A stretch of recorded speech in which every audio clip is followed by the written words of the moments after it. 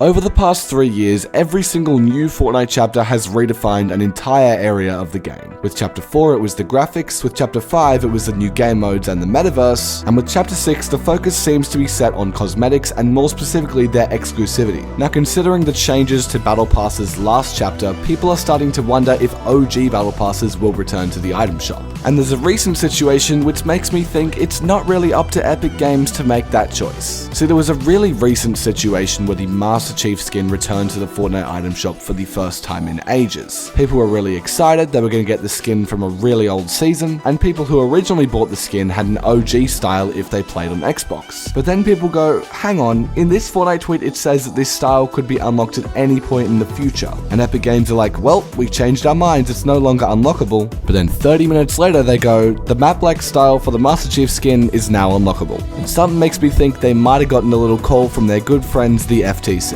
Now if you don't remember the Fortnite situation with the FTC from 2 years ago, I'll explain it to you very briefly. It was basically where the Federal Trade Commission asked that Epic Games would pay $245 million to players who were tricked into making unwanted purchases. Now if you ask me, part of the appeal for the Master Chief edit style was that you could unlock it at any point in the future from playing on Xbox, so if they were to change the rules for that, that would technically mean it's an unwanted purchase. The expectations they had when buying it were changed in the future, and the same thing goes for OG Battle Passes, which is why I think Epic can't just bring back whatever the hell they want. And you're probably thinking, well, yeah they can, they literally just brought back Renegade Raider, the rarest skin in the whole game. But there was nothing explicitly saying the Renegade Raider couldn't come back at any point in the future. Whereas with Battle Passes, Epic literally put out a statement like less than 12 months ago, saying that Battle Passes from Chapter 5 Season 3 onwards could return in the item shop, but they didn't mention anything before that. And if they'd planned to change that rule so soon, I don't know why they would have made this statement. Another point I've seen in my comments quite a bit, which is actually a good point, is why would Epic make the OG passes for the OG mode if they were just going to bring back the original Battle Passes? For example, the Season 1 OG mode has a remixed Renegade Raider, and then they just brought back Renegade Raider, but I can't see them doing this for Black Knight and Dark Voyager and Carbide, and just, it would get really repetitive and no one would buy it. And at the end of the day, Epic wants money. Now some people can also say, oh, but they can just make OG edit styles, and that way people can know who originally bought the skin and who bought it after it came back.